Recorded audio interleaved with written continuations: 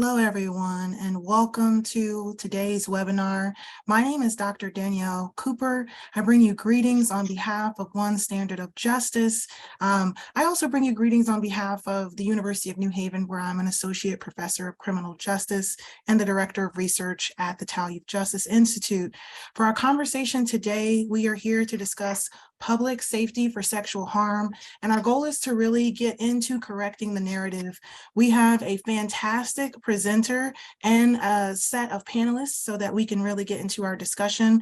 Before I go any further, I do want to do just a bit of housekeeping. As you saw in the slides, we really want to have a vigorous discussion, and we welcome for you to use the Q&A section, which can be found at the bottom of your Zoom screen, or if you need to, you might need to press 3 dots or click more in order to see all the options. Before we get into the Q&A portion, we will have a presentation from Dr. Carl Hansen, who is a renowned researcher, psychologist, and expert in risk assessment. Dr. Hansen, we will pass to you.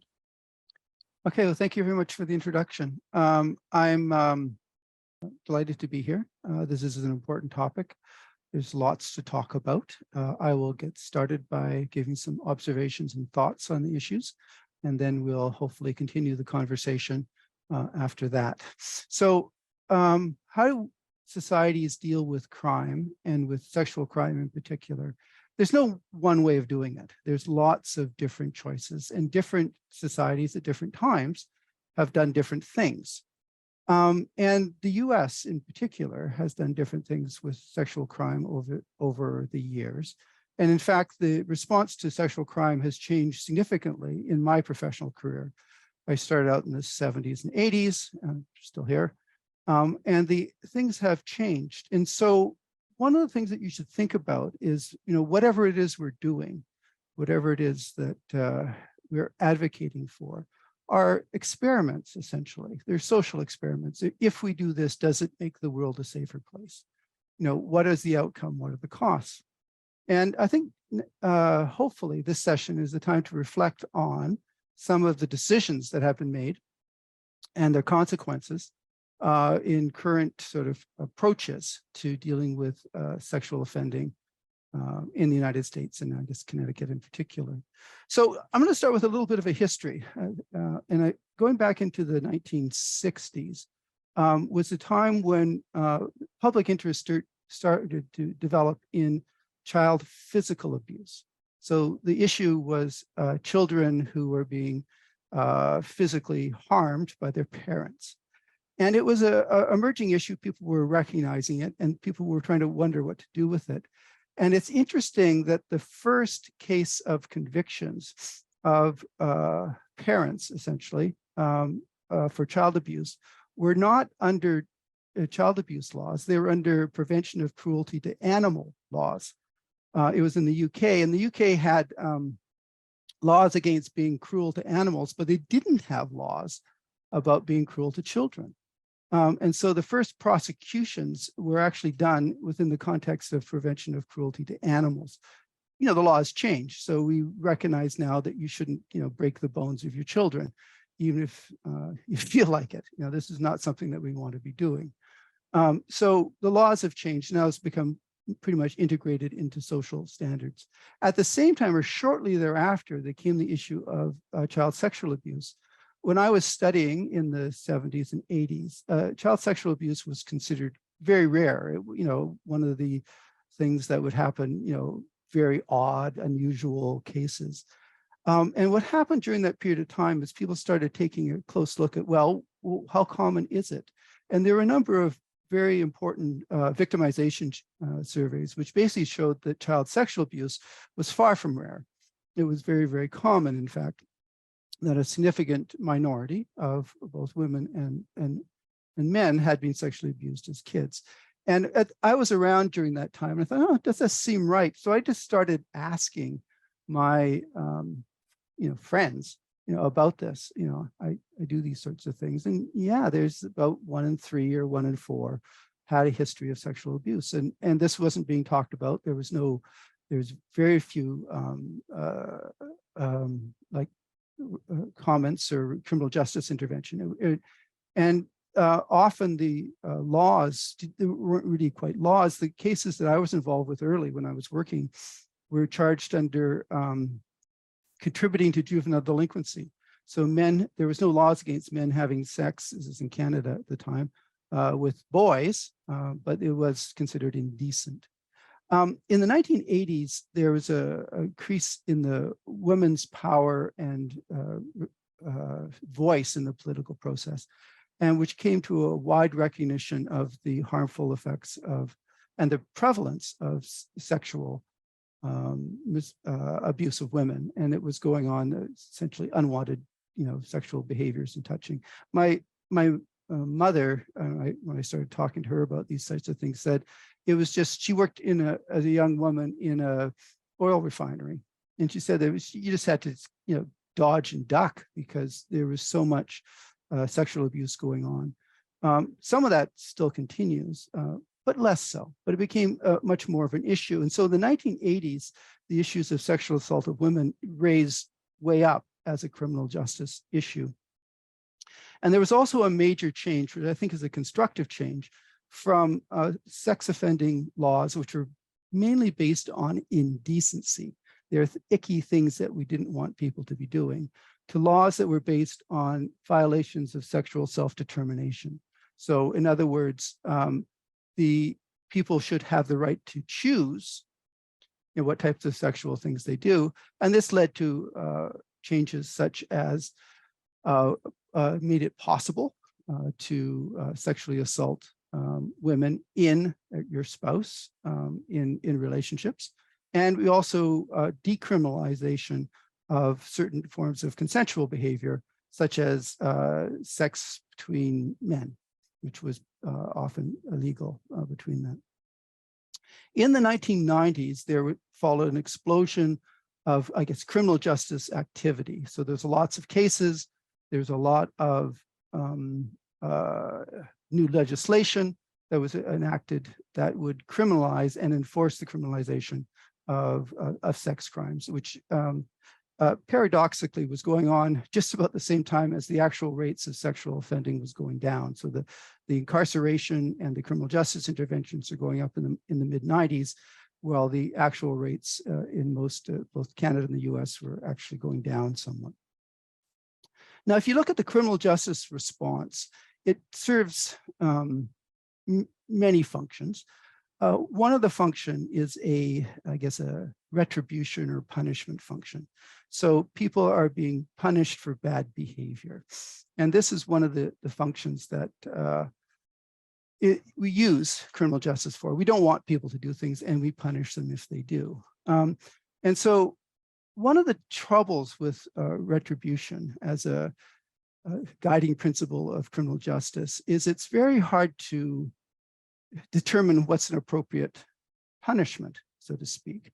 So if the standard punishment is, say, 2 years of prison, for example, and a person goes to court, and in their case, they get less than the offender in that case gets less than 2 years, they may feel that their case isn't being taken seriously. And if they get 3 years, they may say, well, yeah, that's, my case is being taken more seriously than if it was than average. And then 3 years becomes the standard. And then it becomes 4 years, and then it becomes 5 years, and then it becomes, lifetime, becomes civil commitment, it becomes all sorts of things. And this spiraling of offenses has been happening very much within the realm of sexual offending in the last 20 or 30 years. This isn't the first time that, criminal justice offenses have spiraled into sort of very high rates. In the early 1900s in the UK, for example, there were 220 offenses that justified the death penalty, including things such as spending, time with gypsies, or theft, or vagrancy. If you're a recidivist vagrant, that was a death penalty offense. And so you end up with situations where there was a pushback in the UK, because even though people were sentenced to death, it was really hard to actually kill them, because you looked at the person, you looked at the thing, and it says, I don't want to kill this guy. And the actual application of the death penalty was actually quite, was much rarer than the actual sentences themselves, which were required by law. And many people recognize that the application of the law sort of brutalized not only the individuals affected, but also brutalized the society. It became a really rough place with a lot of people killing a lot of people, which we don't want to have happened. And so one of the things, if you're not going to let punishment spiral out of control, is there has to be some level of restraint. If somebody does something, you know, truly horrible, and there's lots of truly horrible things that people do that in some sort of maybe in some sense, big sense, justify really, really, you know, severe sanctions, there has to be some level of restraint where you pull yourself back and say, okay, even though he deserves whatever, I'm going to give less of that, or we're going to give less of that. And we're going to try to change the person or protect ourselves rather than retribution of punishment. You know, the old saying that you know, an eye for an eye, you know, makes the whole world blind. There's no winning eventually in that one. It just creates, it just spirals out. So I think there's, you know, possibility to restrain the use of retribution. It doesn't mean you don't do anything, but it does mean that the justification is different.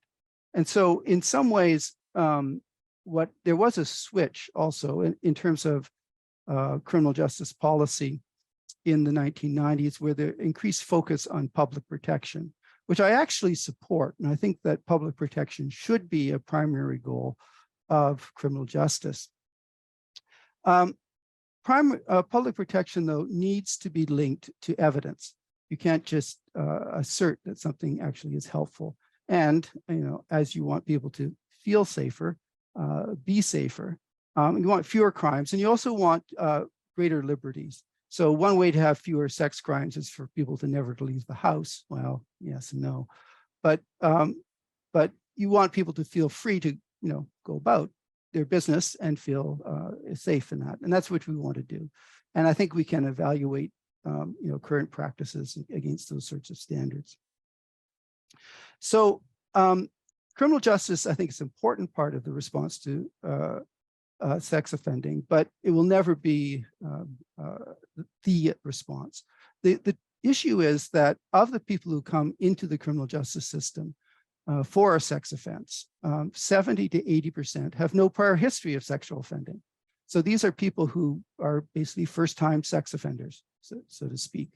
And so these individuals will be coming into the system from somewhere else. So no matter what we do with the people who are currently in the system, the new cases coming in will always come in. And this makes perfect sense because, you know, crime, and particularly sex crime, is committed by the young. So there'll always be a, you know, generation of young people coming up. Some of them make horrible mistakes, and you'll have to deal with them. And the older people tend to learn, and they tend to stop. So, you know, the criminal justice, you know, good, bad, or ugly, isn't going to make a huge influence on the actual rates of sexual offending, because very, you know, a minority of people have any have a history of sex offending in the criminal justice system.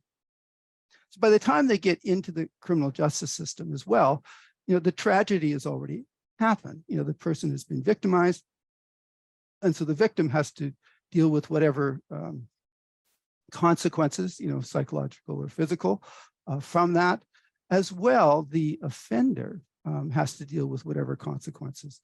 You know, there's the consequences imposed by us, the powers that be in the criminal justice system, but they also have to live with their own guilt and responsibility, which is something which is not easy enough to do. They know what they've done. They know it's not right, and they have to live with that as well. So once you get to the point of a criminal justice charge or conviction, you know that you're already in a very well down the process. So if in the healthcare system you want a healthy country, you're dealing with people at the stage of, cancer diagnosis, at the stage of, exercise and good diet. Another reason why the criminal justice response, whatever it is not going to make a huge difference in reoffending rates or public protection is that most individuals who are convicted of a sex offense stop, that the recidivism rates are, somewhere between 10 and 20%, which means that, 80 out of 100 or 90 out of 100 will stop anyway, regardless of what you do. There's no relationship between the length of the sentence. Long sentences and short sentences make no particular difference in the likelihood of reoffending. Community sentences versus prison sentences make very little difference. So what you're ending up with is that there's some people who do reoffend, and there's something you need to pay attention to, but it's a small proportion of everybody in. So if you just catch them, give your, moderate level of punishment or whatever it seems, they'll probably stop. And I think that's something worth important. And I'm a strong supporter of the use of the criminal justice system to address the problem of sex crime. But I don't think we need to be very severe about it, because the severity has costs without benefits that are easily recognized.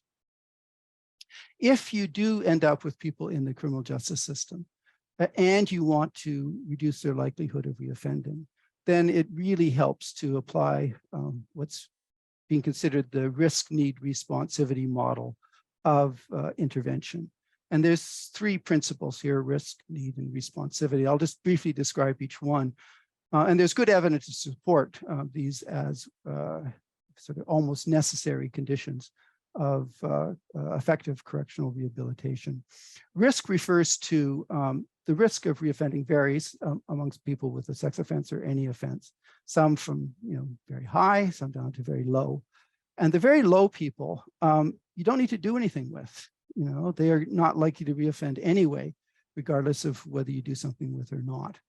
The very high-risk people, you need to intervene quite substantially. In the moderate risk guys, you do something with, but you may not do as much as with the high-risk guys. So you have to rank people in terms of their seriousness, and then provide the most interventions to the highest risk people. One of the, I guess, learnings from this is interventions to the lowest risk people are either do nothing or counterproductive.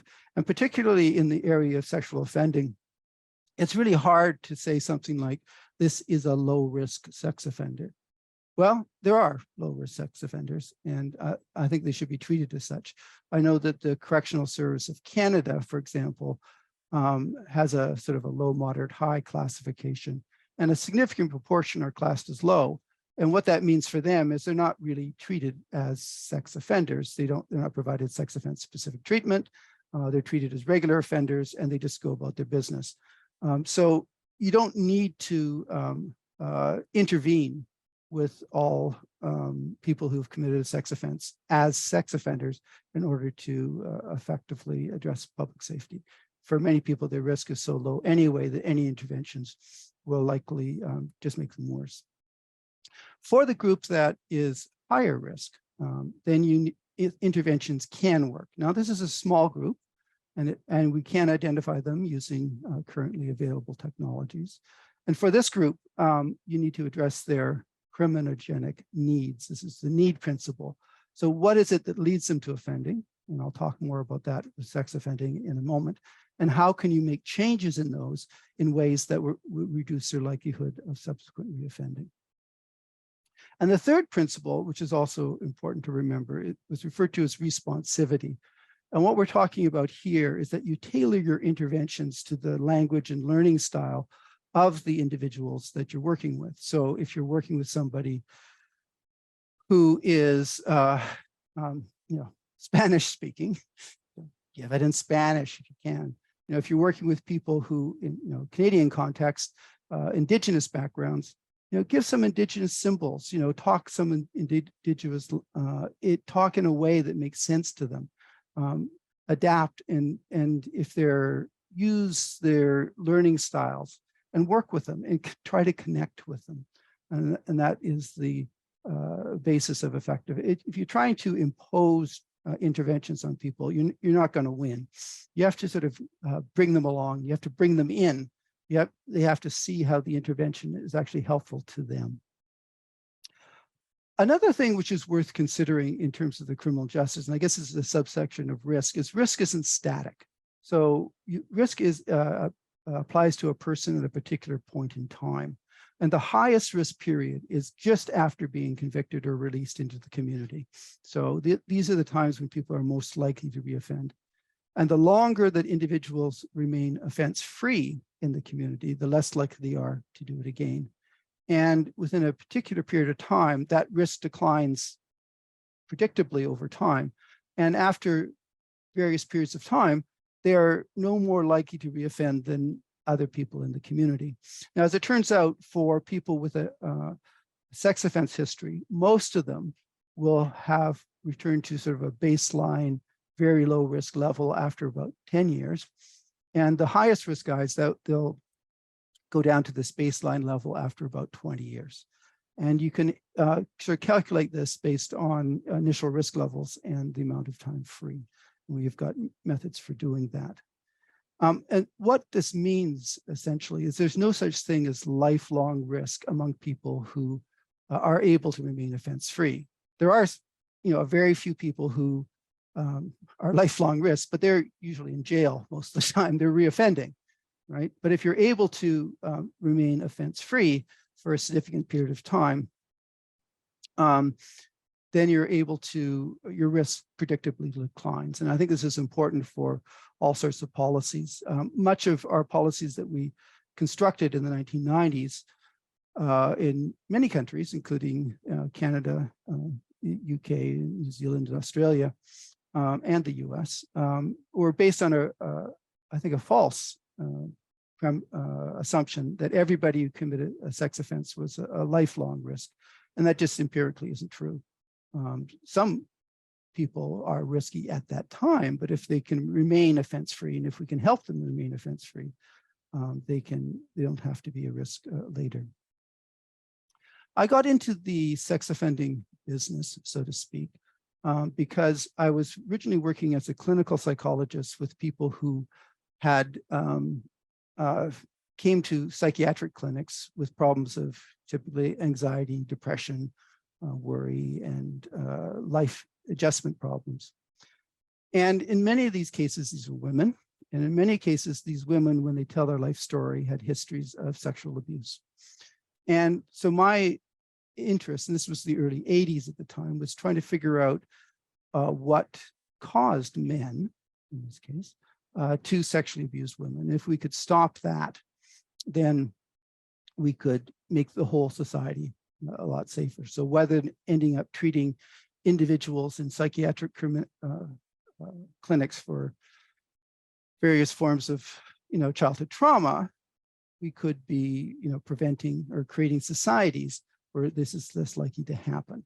So I spent a lot of time looking, and I've spent 30 years or more looking at the characteristics of people who commit sex offense, and particularly at the characteristics of the people who repeat their sex offending, who don't stop. And these are the factors in the highest risk cases. And so I'm going to say a few words about what these risk factors are and what we could potentially change to prevent people from developing these types of factors, and ways of making our society less prone to sexual abuse. So one of the dominant ones, a risk factor, is of lack of concern for others. So this is people who don't care about themselves. They treat others in a particular way. They often form an in-group and an out-group, and the out-group are people who they're quite comfortable being callous and indifferent to, and they may have a very small in-group which they protect. But there's a very strong differentiation between people who are they're able to be nice to, so to speak, and those who can be cheated, abused, assaulted, those sorts of things. And the opposite to that and what we want to foster is sympathy and caring. And so there's, formal programs you could, implement in schools for doing this. But there's also, just as a society, how we interact with each other and what we tolerate.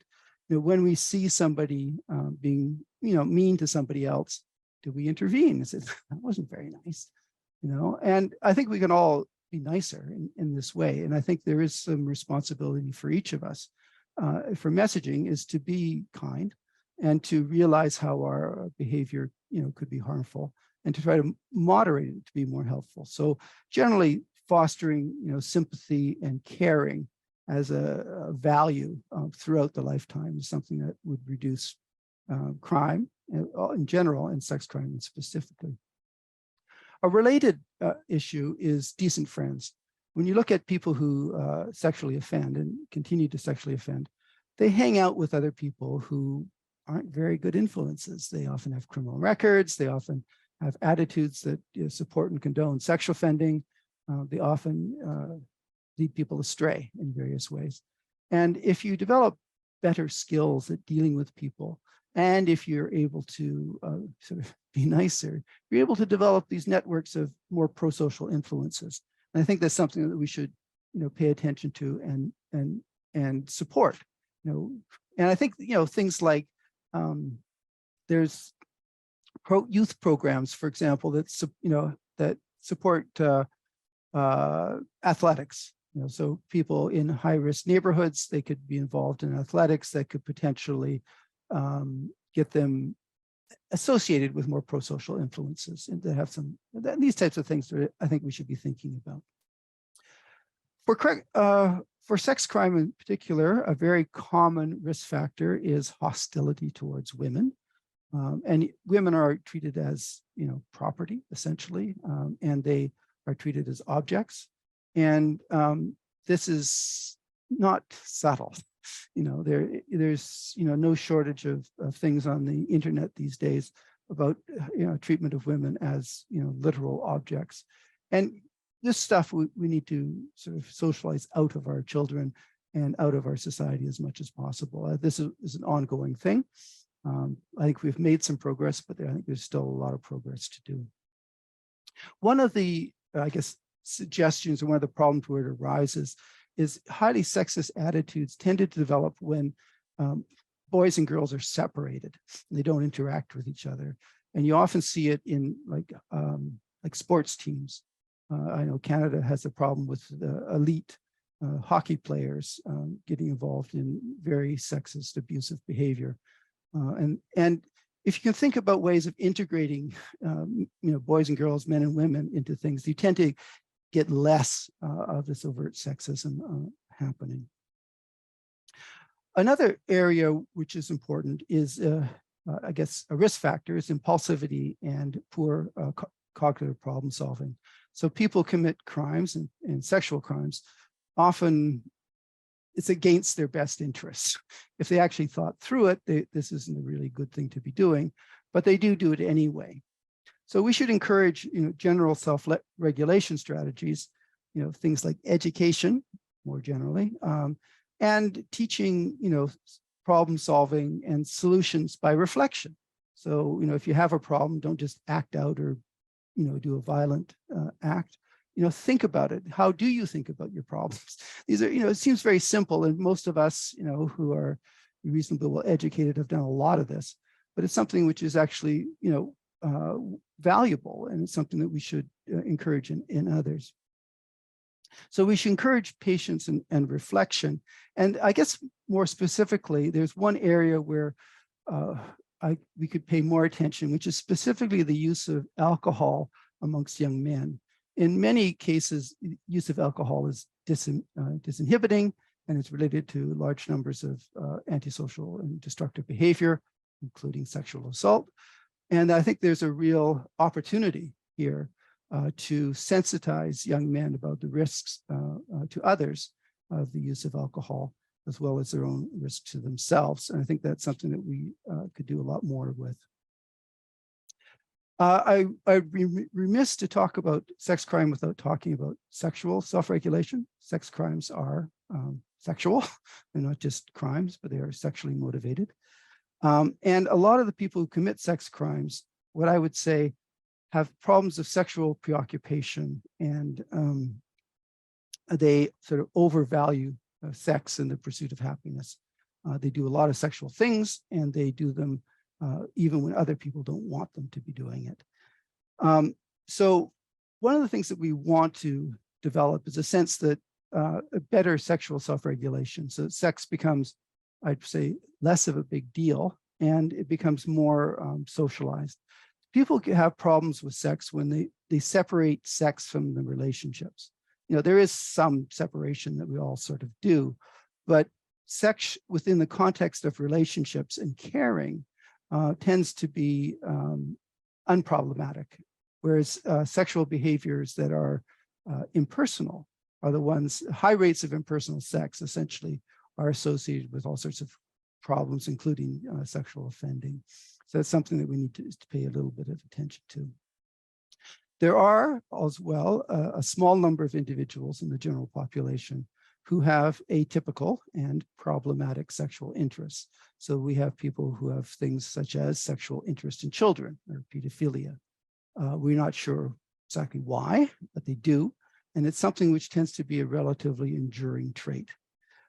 Having a sexual interest in children or some other atypical sexual interest doesn't mean you'll act on it.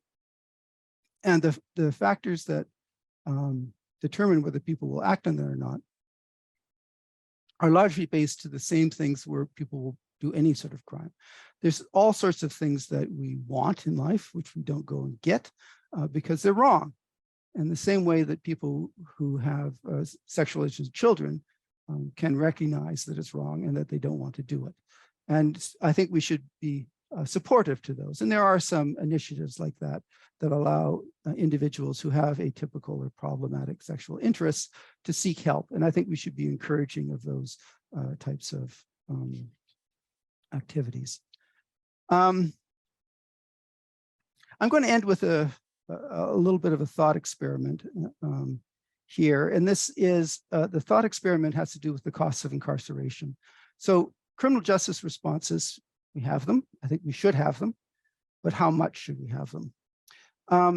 Right now, criminal justice is paid for by the government, or incarceration specifically, and nobody really sees the bill. You know, you can line it up occasionally in an abstract sort of way, but you don't actually pay it, right? If you had to pay it, how much would you actually pay to put somebody in prison if it came out of your pocket? And this is like in Connecticut, for example, I just looked it up just before this meeting. The annual costs of incarceration is $62,000 a year per inmate.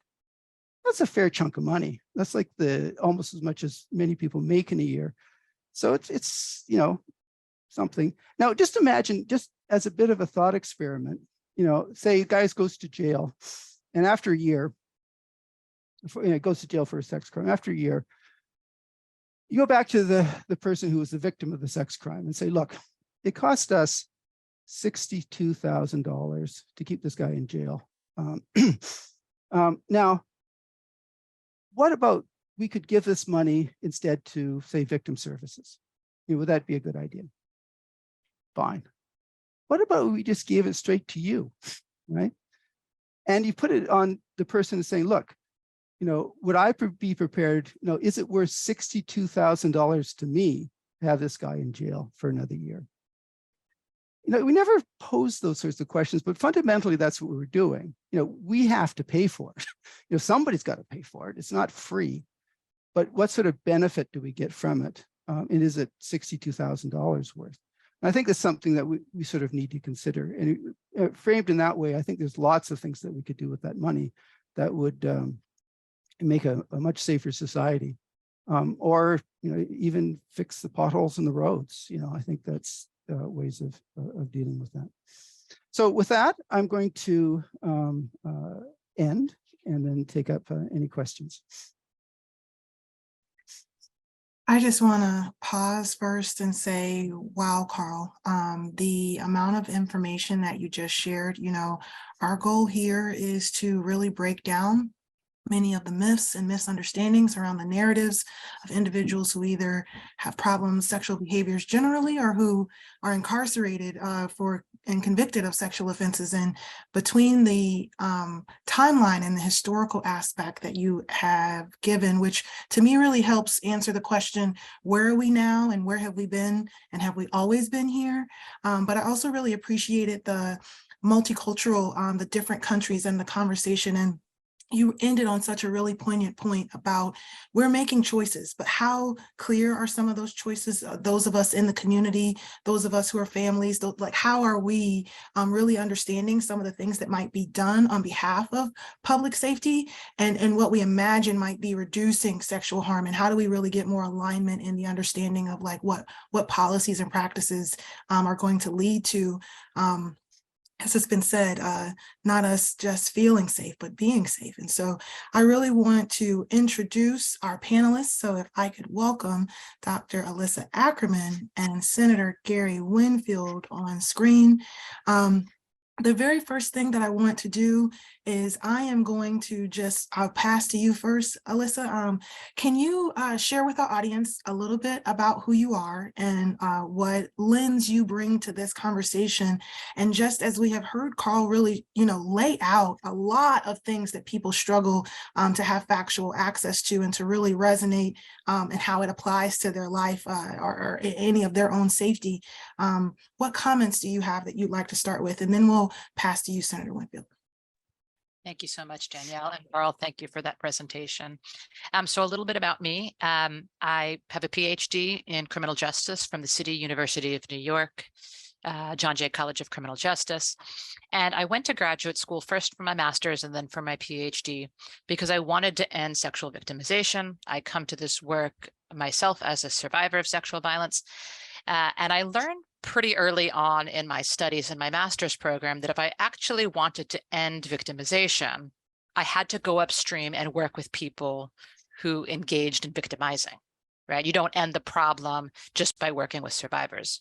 So at that point, I began my research career studying the impacts of registries. So I spent, from 2004 to probably 2014, 2015, studying the impacts of registries, whether they work, whether any of the policies that we use post-conviction are effective at reducing rates of sexual violence. But I did all of that silent about the fact that I was a survivor. So all of these years doing research on people who had sexually harmed, on registries themselves, in civil commitment centers and prisons, and places where Catholic priests were sent for treatment, after reports of their abuse. I compartmentalized my own victimization. I said, I'm the researcher, I'm Dr. Ackerman. And then in 2014, I realized that that was harmful to myself, and it was harmful to the people, the people that I was trying to have an impact on and with, which was ending victimization. So I came out publicly as a survivor and really started to integrate my work as a survivor with my work as a researcher, and started doing restorative justice. And actually participated in restorative justice processes, what we call vicarious restorative justice processes, as a survivor, not as Dr. Ackerman, the sex crimes researcher. And it absolutely shifted the way that I think about my own victimization, that I think about the people who sexually harm. And so it's that lens that I bring. Really since 2014, 2015. I echo everything that Carl said. I found myself shaking my head. Yes, just the entire time that he was speaking. And I think the thing that I would add to the final point that Carl made, it was not just about the cost of punishment, but the purpose of it. What can we do as a society that is specifically related to the offense that somebody commits? I don't think that just putting somebody in prison, even if it's for a short amount of time or on some sort of community sentence, without it being tied directly to the harm that they committed, I think that is where we will be most effective. And I think that's where the restorative, transformative justice work comes in. So I'll leave it at that. Dr. Ackerman, your own experience is very informative and just really speaks to sometimes this gap that many of us just in the public experience between what we're thinking versus what we're feeling. And so much about what we don't know really animates so many feelings, the feelings of fear, uncertainty, concern. And so this type of information, but also this conversation, I think is really going to be a valuable tool to keep the conversation more to the truth of what we are knowing and aware of, but also inviting more people to ask questions so that they can figure out for themselves what is the next step. Senator Winfield, we invite you to join. Yes. Good afternoon.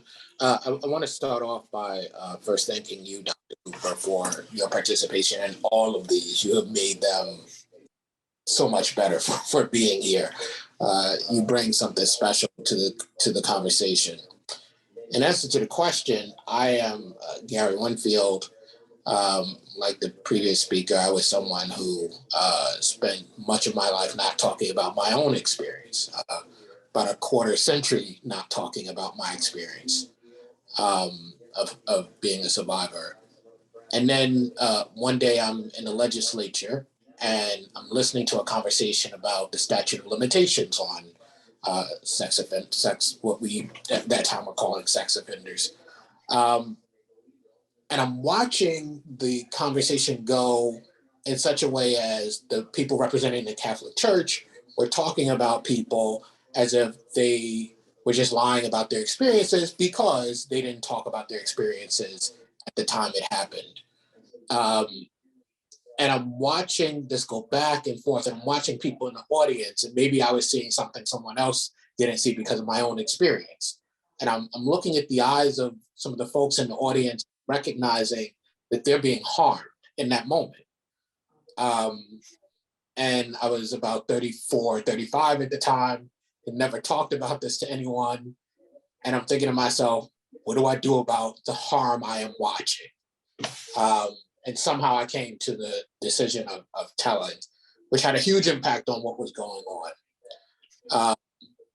And since that point, I have been interested, invested in making sure we are having a conversation about what actually happens, about the fact that those who we classify as victims are not one thing, those who we classify as offenders are not one thing, and that much of what we say, particularly in spaces that I inhabit, the legislature, is too black and white to deal with what's really going on. So I appreciate Dr. Hansen and what he brought to us today. I've listened for a long time and I've watched these conversations, and we bring out the victims. But the reality is we bring out the victims who we agree, right? We don't bring out those who have something else to say, some nuance to bring into the conversation. The reality is many of us in the legislature have been there a while, know at least some of this information. And when it doesn't agree with what we believe, we put that information to the side. Because like I'm here, most legislators are not going to be, because it's complicated to be here. And you're going to be looked at as somebody who is siding with what people would see as the wrong side. And you don't get to nuance. So we need the opportunity to have these conversations so that we can put that color to what's going on. So I appreciate it. The thing I really think is important, along with what has been pointed out so far, is the changing nature of the risk of reoffending. Because I think too many people think you offended, your risk of reoffending remains stagnant for the rest of your life. And so it's appropriate to put in place these punishments. That conversation, I think, needs to be had in a more fulsome way, so that people really begin to understand that what we are doing is not appropriate, not only because it's not appropriate at all from the start, but it's not appropriate given that this person is not the person that they were, and the danger that they present is not the danger that it may have been at one point. So I'll stop there and let us keep going. We are just going to keep this conversation rolling because we're here to continue to help people who might feel like they don't have the narrative straight, or might feel like they don't always have access to the level of experts that you all hear on this panel. I'm going to start with what I feel like is a very common question about the sex offender registry. Can you speak about the effectiveness of the sex offender registry, and if how you feel about whether or not people should be placed on it? I see you nodding. Dr. Ackerman, would you like to jump in first? I mean, the short answer is that the registry is not effective. Study after study after study find that, whether we look at, small scale studies in one jurisdiction, or if we look at national level studies, if we look over time, they don't work. I think that and so I am not a proponent of them. However, I would say that there is some, I think if they were law enforcement only, and that they were not public, and they were only used for, as Dr. Hansen talked about, this very small group of people who are likely to reoffend and who offend across the life course, that could be an effective tool. But the way that we use it, it was never intended to be used this way. And there's no evidence to suggest that it's effective, and it may actually do more harm. So it is one of those things that makes people feel good, but it's not something, or to feel safe, but it's not something that actually creates safety. Carl, I see you're unmuted. Would you like to comment, or is that just because you left yourself? I left myself unmuted, but I largely echo Alissa's feeling. The public sex offender registries have been a policy failure. You tried it, didn't work. And I think we've got enough evidence now to do that. I also think there's enough evidence of the harms it cause. There's more than enough cases of people who have been deliberately harmed. What you want are people to get over it, get over their, the retribution, there's all that sort of stuff, but it's done. There's a limit to that.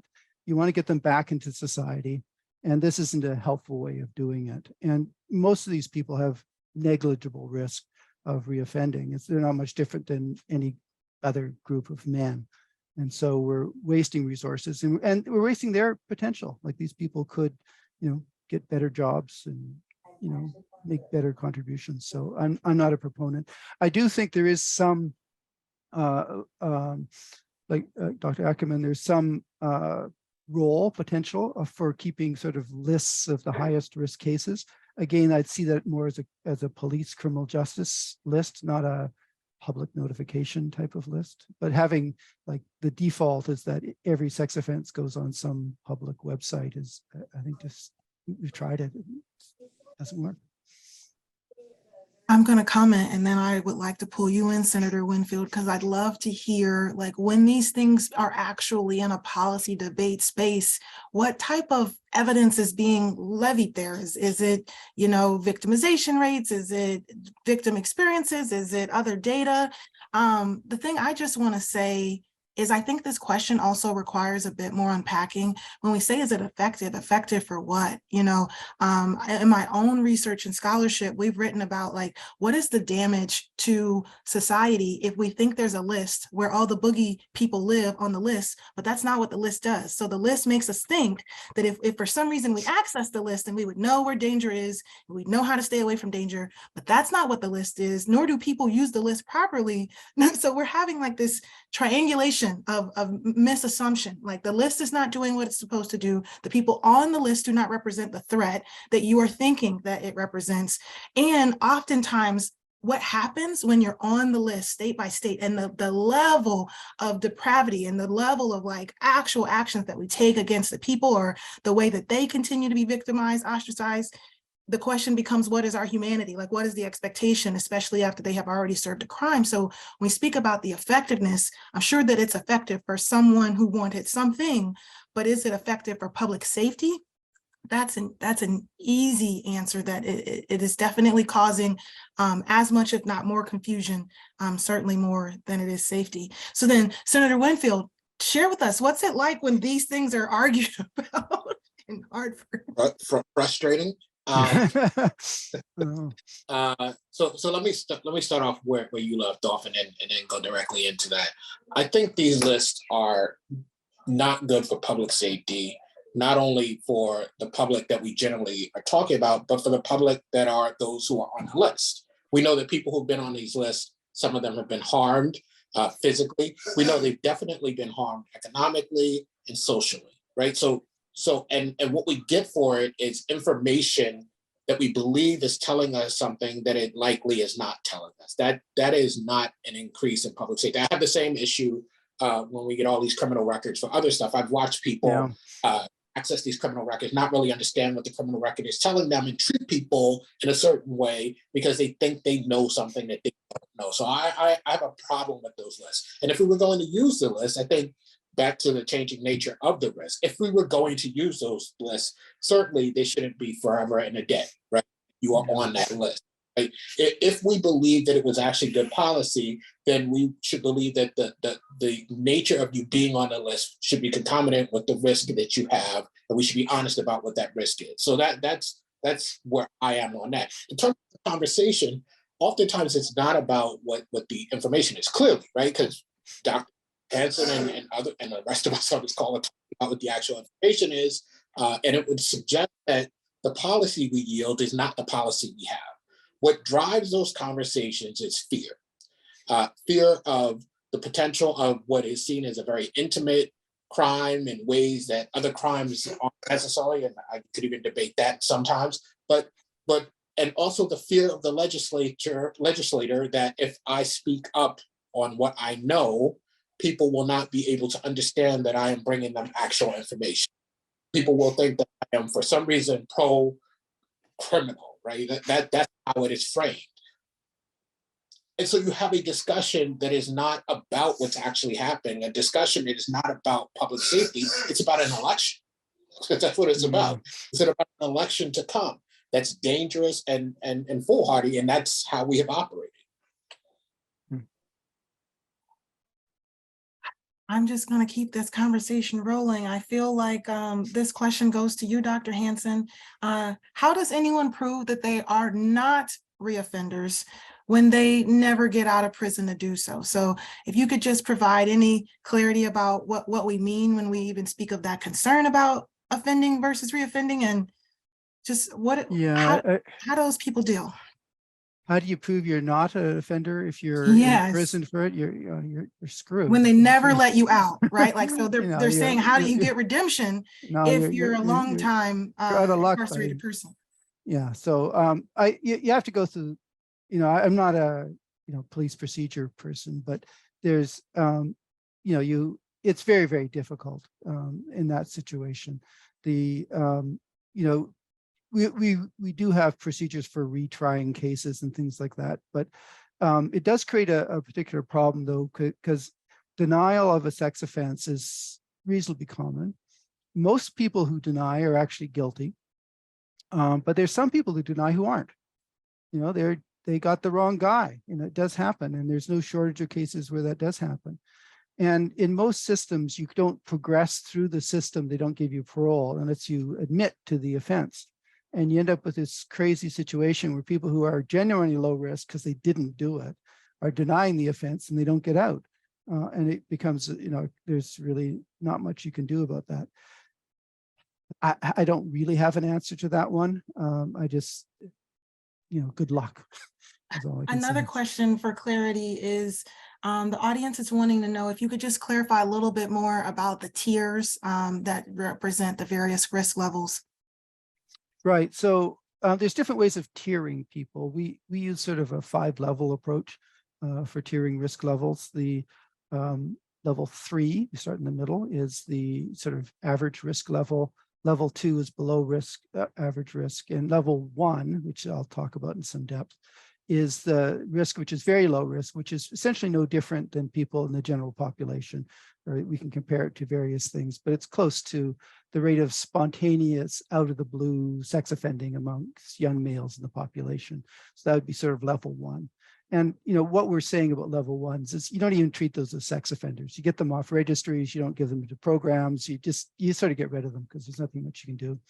There's also level 4s, and which are above average risk. And those are the people who you really want to have more structured interventions with. These are the ones where community supervision makes sense. You want to have interventions. You won't be able to talk to them. They often have problems with, sexual preoccupation, deviant sexual interests. They have, substance abuse problems, impulsive. There's a bunch of things going on with these people that are worthy of intervention. And then for those people, you apply more of this first need responsivity types of interventions, and you can lower their risk over time. And so we've written about this, and there's some sort of criteria for placing people into these risk levels. And I think your response should be, your criminal justice response or your corrections response should be tiered to the risk level of the individuals involved. Can I speak to that related You to sure the can. tiers on the registry? Which are unrelated to the Which are tiers. totally unrelated to the tiers that Dr. Hansen was just talking about. So one of the things that the federal government did with the Adam Walsh Act in 2006 was move from a risk-based classification system to an offense-based classification system. So it doesn't really matter scientifically what risk you are to reoffend. If you plead to, if you are found guilty of a specific offense, that is how states that abide by the Adam Walsh Act classify you in terms of your risk level. And so what happened is that when states switched to Adam Walsh offense-based classification systems, people went from low risk to high risk overnight. And it had nothing to do with scientifically what risk they were to reoffend. And so it's just another one of those things when we start thinking about, nuances of the registry. The general public, they go to the registry and they think, oh, all of these people are really high risk, when scientifically that's not what that means at all. You raise a really good correction for us to make. And you're right, that's the difference between a risk that could potentially shift with intervention, right? My risk to reoffend, my risk to cause harm, versus I cannot go back and undo the offense that I've already done. And so my ability to communicate that is something I definitely believe is commonly misunderstood in the public. You kind of go in some spaces where I've got questions, so I'm going to keep going there. This question says, most people who have committed offenses of sexual nature are forced to sign plea deals. Where can we go from there in reducing sentences from the irrational ones of like 25 to 40 years? Any thoughts about that? I can't really speak to that. I mean, my area of research is the effectiveness of the registry itself, not about what people plead to or how they're charged. I mean, I think to a degree, you have to have people willing to engage in this conversation in order to begin to peel back from a system that deals in this way, right? You can't walk back from this system just because we may be on this call talking to each other and be learning about what's happening. You have to have people like myself and others who are willing to put their name on this so that somebody might say, well, what the heck's going on over there? And what are they talking about? And then learn something. Otherwise, it's just going to be a bunch of academics who know what's happening, make attempts, as I know you have, to engage with people like myself, but you're going to get rebuffed, right? And so if we want a system to function differently, we have to get more allies who are willing to, I think, potentially even run the risk of losing an election so that the truth can be exposed. Yeah, and I'll add a little bit further, I really think that this is an issue that exists well outside of the community of individuals that are, with problem sexual offending. And to your point, Senator Winfield, it just brings up the larger question of what does it mean to have a criminal legal system in which so many people plead out as opposed to going through a trial process and being determined guilty or innocent through that process. And that, if you're someone accused of this type of offense, then the question with a jury is always, who are my peers? What does peer mean?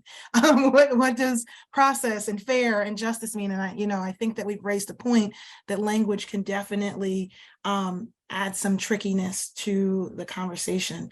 I am going to go next the question says, my experience is that many criminal justice professionals have conflated the two dimensions of risk, effectively morphing the risk of serious harm with the risk of reoffending.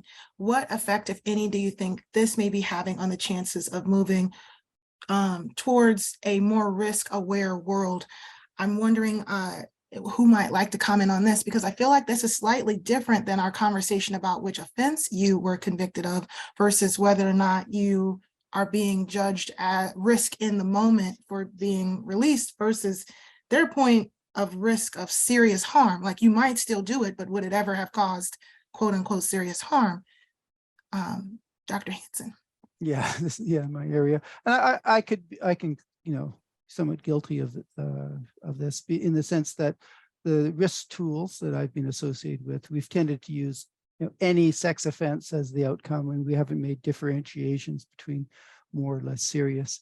I have been reluctant to talk about seriousness of sex offense. It's very hard to do it from a distance, and that some offenses that can have huge consequences for the person who's the victim of that offense may not look very, quote, serious to somebody else. So I've sort of backed away from that a little bit. That being said, I think there is some distinctions that can be made. And I'm doing some work now on people who's convicted of child sexual exploitation material. So these are sexualized pictures of children typically. And that is, I'd probably say, less serious than an actual contact offense in my mind. It's clearly wrong. We want to stop it. It has all sorts of negative consequences, but I don't think it's as serious as actually sexually harming or sexually abusing a child. And there tends to be specialization, so that people who commit these types of offenses, if they reoffend, they tend to do more of the same type of child sexual exploitation types of offenses. And so in some ways you could differentiate that. But if you look at the sentencing guidelines, especially the federal sentencing guidelines, they're very, very strict in this regard. You can get a longer sentence for sexual exploitation materials than if you actually, fondled a child, which I think is a bit bizarre. But I think we could think about more of that. It's also, as in terms of the risk assessment perspective, it's actually quite hard to rank the seriousnesses of these offenses. Clearly sexualized murder is bad, and but the reactions are not really predictable, and so I've just been very cautious about trying to make differentiation, especially from a distance when I'm not involved. Thank you. My next question is written for you, Senator Winfield. It says, I know that you've been very candid about the realities in the Connecticut legislature. If it is startling to hear that other legislators who make the laws would refuse to attend this exploration of the facts because of danger of perception, perhaps police and probation authorities may refuse as well. Other than force feeding, how can we bring the facts and experience talked about here to the attention of those who create and enforce the laws? Where else do we need to be, Senator? I think we need to be everywhere, but I think there are opportunities when we are doing bills to have the conversation happen in a different way, right? So take you to the work we did on death penalty many years ago. For a long time, that bill never moved. For a long time, the people that would come were the same folks, would be the criminal justice experts and people who were the victims, or at least the surviving family members, who all, as I suggested earlier, were the type of victims that one side wanted and destroyed the movement of the other side, right? When I came along, I wasn't brilliant. What I did was I went and said, I know that there are people who disagree, who've had a family member killed, who have had some heinous things happen, and those voices are just as valuable as the other voices, right? And I think at least part of what we have to do is get people who, if I were a civilian, I would be amongst these people who are survivors, who look at this system and say, this system doesn't help me. This system doesn't do anything. And in fact, in some ways, it may traumatize me more, so that you begin to break down the notion that we are doing the right thing by doing this, because all of these victims say that's what they want. All of these victims agree with us. Right. And so we, to a degree, we are out there saying, hey, we're bringing you all of the information. These are all the facts, but it's not just about facts. We know that.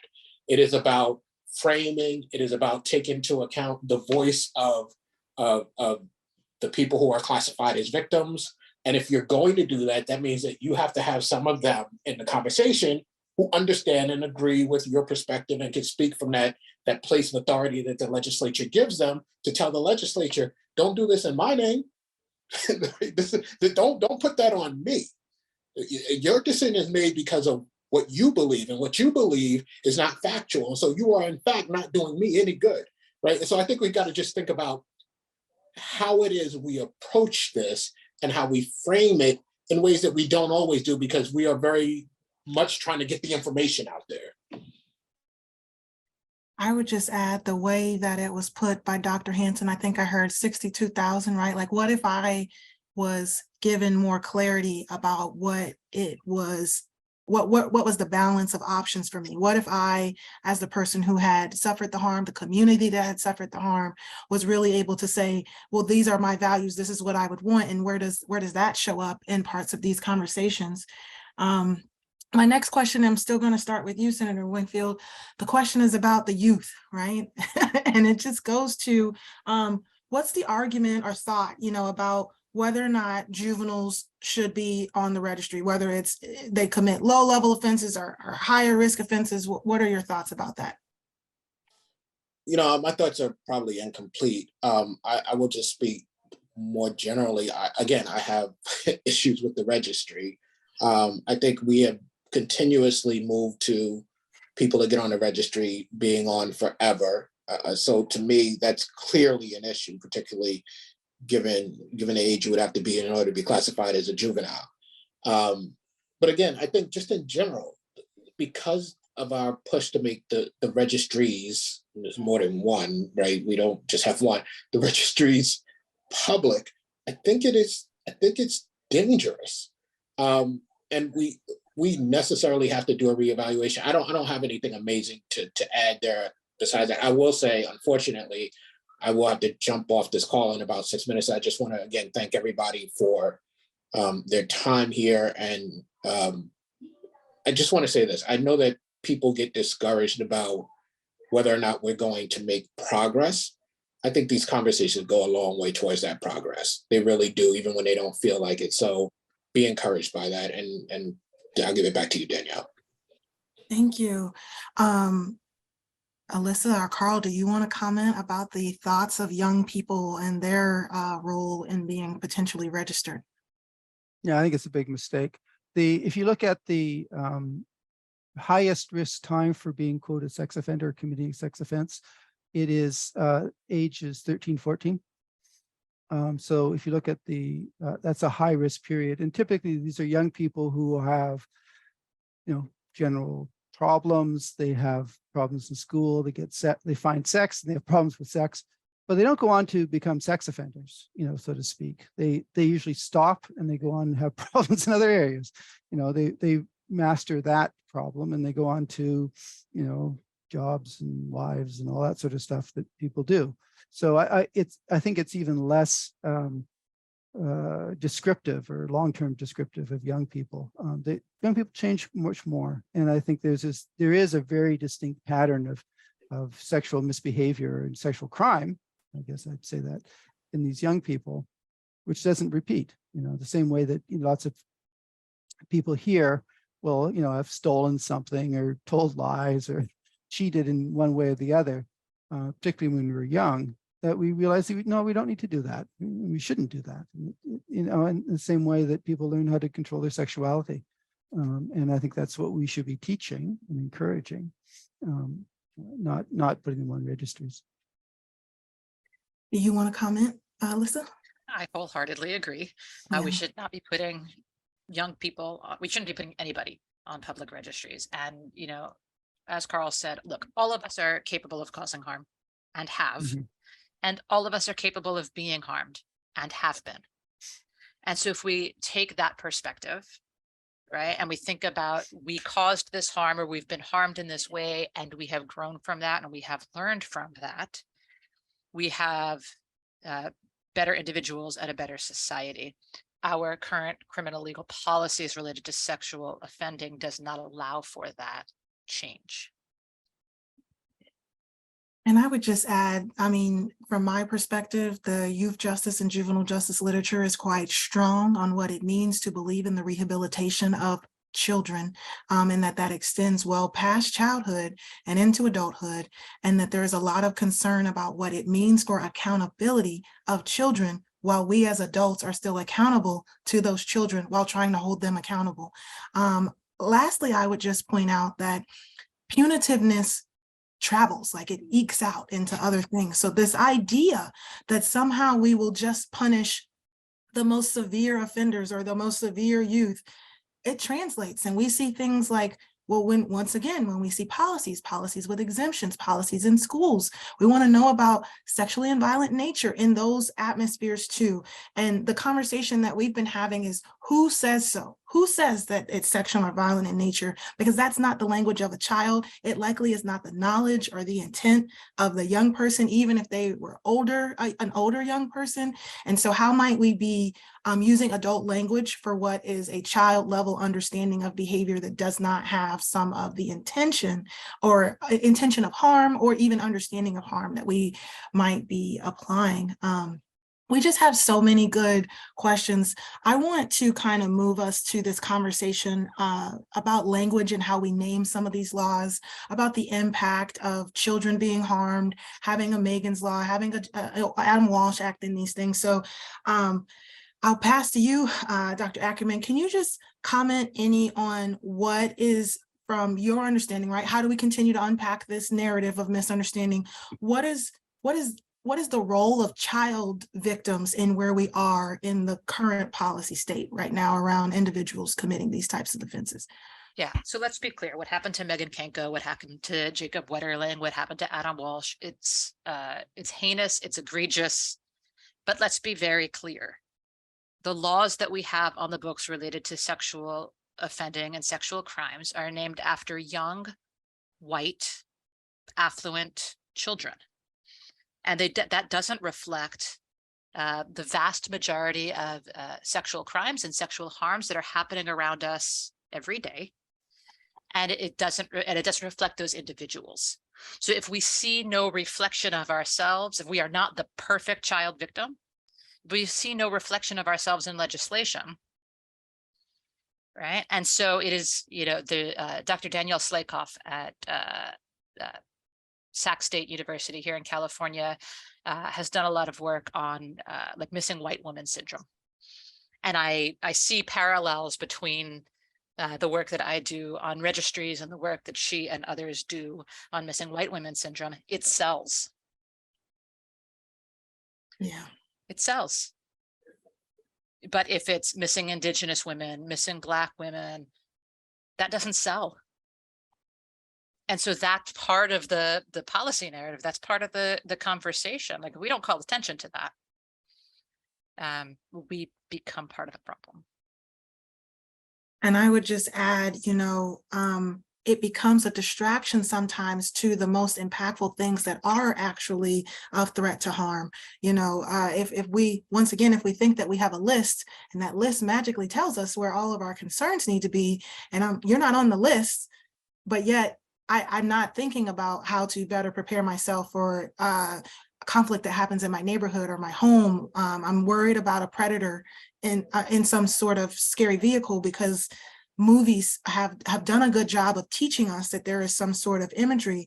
I actually want to dig a little bit more into that question. So, we have had instances here in the great state of Connecticut, and recently we had a professor, and as he was engaging as a new hire, he went under an investigation and was subsequently arrested for having engaged in sexual crimes. And the narrative that followed from the students and around the campus was, well, he looked strange, he acted peculiar, he looked like a sex offender.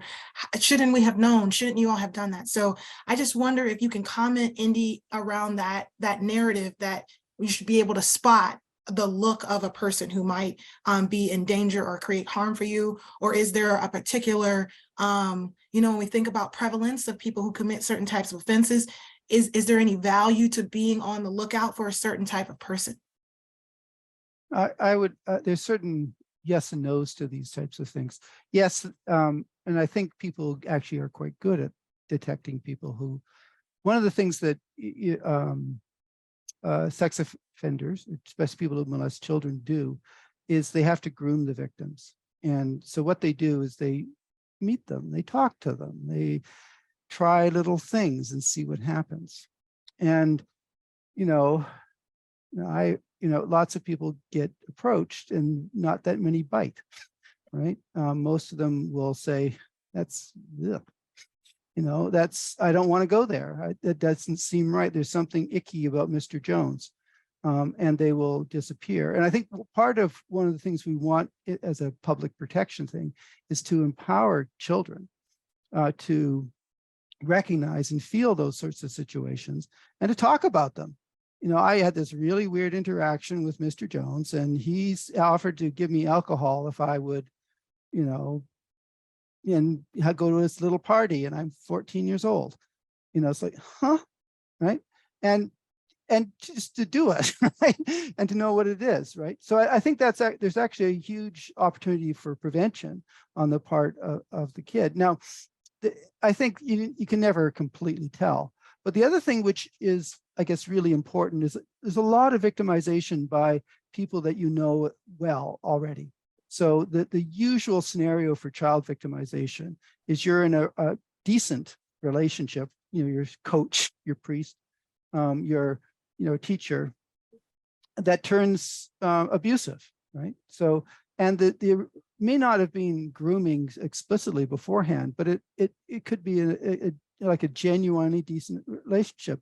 And story after story of, I really liked, Mr. Smith. He was my favorite teacher. We did these things together. I felt really good. I felt really empowered by him. And then this horrible betrayal that becomes the, and that's why it happens is they have this whole sort of control over the person.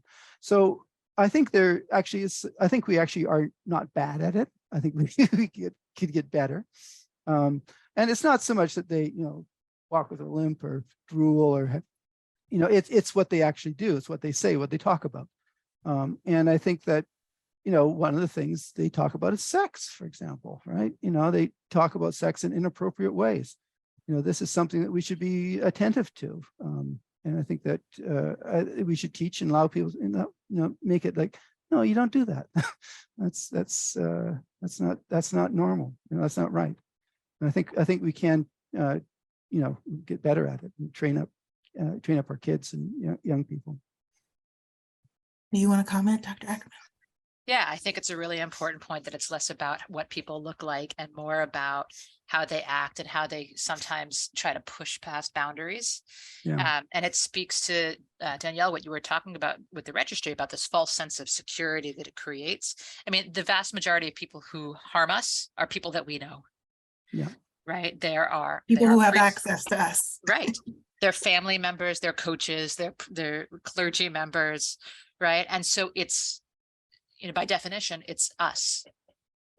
It's us. It's all of us. So if we get better at and we teach children and we put our resources towards understanding grooming, understanding what it looks like and what it feels like for somebody to try to push past boundaries, we will prevent a lot of harm. Yeah. I will just add, I think that, as you pointed out, both of you, there's not a look, but there are observations and situational awareness. And there's not one thing, but there are behaviors, questions, comments that for a lot of people, your body's telling you you're uncomfortable. You're feeling a sense of danger. And I think really it's the opposite way that we should think of the question. Don't let anyone's physical attractiveness, handsomeness, their proximity to you override the feeling that you might be in danger and that you need to create some space. Like, don't gaslight yourself into thinking this would never be possible, because in the moment, you've got so many intuitive knowledge points going in, and just giving yourself some space, even giving yourself space to talk to somebody else about it, because maybe you're saying, but that you just don't have to second guess yourself because of the person's power, position, attractiveness, or any of those things. So not just that there might be something, like I said, the movies have taught us very well that there's some white van driving around the neighborhood, maybe waiting to snatch us, or that in the dark alley. But the reality is, and especially in the importance of this conversation, is we really want to give people facts. And we started off in this conversation with you, Dr. Hansen, really doing a great job of summarizing that this is not a new discussion. It has many ways been discussed, and sometimes that's an evidence-based discussion, but many times that is an emotional discussion where regardless of the actual achievements of public safety, it is the mental comfort sometimes that people are striving, and we have to balance that, because there are costs and there are pros and cons to what happens when we achieve the mental safety and it is not actually couched in true physical safety, or how we have expended our resources and our time. And I really also just want to thank you, Dr. Ackerman, for really both highlighting the lived experience of your own, but also how others might really be challenging and dealing with this conversation. I really value the restorative practices lens and even the comments and how that has shifted your work. I think that's really might be where I make my final question for us before I roll into final comments. I just was I would love for you to comment, Dr. Ackerman. The question is something along the lines of, if not the registry, then what, right? Like, if this is not the solution, then what gets us closer to public safety or to the emotional comfort that we were discussing, either or and? Yeah, so I think it's two things. Number one, I think it's putting our resources towards prevention. And I think, and prevention begins early in childhood, right? It begins with body awareness, using proper terminology for body parts, teaching about consent very early on, having these conversations that make sex and topics around sex and sexuality less taboo and less embarrassing for kids to talk about. And then I also think there's the restorative transformative piece where it's calling people into conversation. It's not calling them out, right? So part of the Me Too movement was calling out about experiences, but calling people out puts up defensiveness. And that's where we get the, I didn't do it, it wasn't me, it was a misunderstanding. But when you call people in to conversation, it helps bring down those defenses. It helps bring down the shame wall. And it can happen in communities. This doesn't have to be criminal justice oriented. It doesn't have to be in treatment programs. It can just be community supports. And so not only is it supporting the person to say, look, what you did was wrong, and we're going to hold you accountable. It means we're also watching because we're now aware. Mm-hmm. And so if it's out publicly like that, out in the open, but in a way that is supportive of both the person who was harmed and the person who caused the harm, I think that will shift communities. Is it going to happen overnight? No. Do we need a criminal legal response? I think so. But I think that we can do it in a way that is evidence-based. And we have to funnel resources to prevention. Yeah. This kind of aligns with the final thought. So I'm just going to go to you before I go to Dr. Hansen. Anything that you want to add about your vision as we continue to reimagine public safety 2023 on? Yeah, so I think, I want to echo what Senator Winfield said about, having hope, about, shifting the future. The reason why I am a college professor, the reason why I teach in a criminal justice program is because there's just one me, but there's thousands of students who cross my classrooms. And I teach classes on sex crimes and sexual violence, and I see the shift. And I've seen the shift across my career from where we were 20 years ago to where we are now. The conversation is different. And so I do have a lot of hope. Is it going to shift in my lifetime? I don't know. But it is shifting. And I can see that this conversation would not have happened 10 years ago. Yeah. So I am full of hope and grateful to be part of this conversation with all of you. Pass to you, Carl. Final comments on your vision as we reimagine public I'll safety. summarize my what I have to say. Big things. One is restraint and punishment. Think about that. You just have to, even though it feels like you really want to hurt this guy back, you don't, right? You have to step back from that. That's one of the things. Second is, if you do end up with the criminal justice system, let's have smart corrections, not try to do everything with everybody, but try to tailor it to what people actually need and could be helpful. Third point is sort of like, do like the 100,000 things necessary to make good citizens in a decent society. Just as, what is the one thing to be healthy? Well, you can't, what's the one thing to have a safe society? There isn't one thing.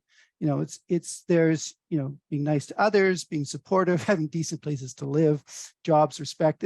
There's a thousand things that we need to do, but to encourage that and to vision that and to support that where we see it, I think is really important. And one element of that, decent society, good citizens, is what I'll call a relaxed and respectful sexuality. So that I mean relaxed here, and that sex is no big deal. It's something that can be talked about. It's something you could have or not have. It's not something that it's an essential part of life. It's just one of those things. You don't die from lack of sex, in the same way that you die from other things. So to have a relaxed view of it, that you can talk about it and other people's sexuality so that it becomes respectful. So this is sort of the opposite of sexual preoccupation. And this is one of the things as you get older, just sex, yeah. Whereas for young people, it can feel like the dominant thing that defines who they are. Let's move away from that and to a broader sense of who we are. As our closing, I just want to first thank you, Dr. Hansen, and thank you, Dr. Ackerman.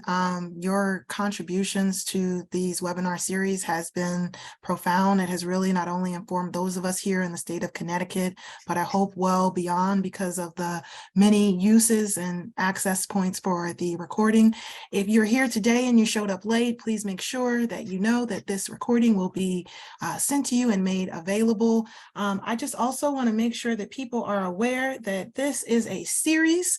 And so while we're closing out the webinar today, which was called Public Safety for Sexual Harm, Correcting the Narrative, we also invite you all to join us on January 17th. We will continue this conversation with Dr. Ackerman, Senator Gary Winfield, Mo Miller, and Kevin Lynch.